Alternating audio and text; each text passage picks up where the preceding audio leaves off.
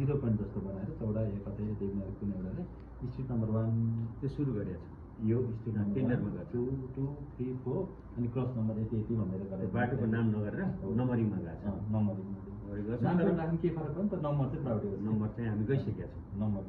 यो नम्बरमा इजिली गर्न सकिन्छ यो हामीले इजिली अब एकपल्ट परे नि हामीले तपाईँसँग सम्पर्क गर्छौँ ल हामीले यसमा आर्किटेक्चर टेन्डरमा छ नि समस्या फेरि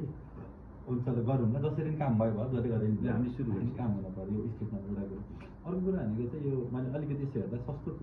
उसमा एकदम दामी काम गर्ने भनेको बुटलमा सबभन्दा धेरै मान्छे अब बिरामीको हिसाबले पानी नखानु चाहिँ सबभन्दा ठुलो समस्या छ पानी पनि त्यस्तो महँगो ठुलो कुरा पनि होइन अनि चोक चोकमा चाहिँ हामीले एक एकवटा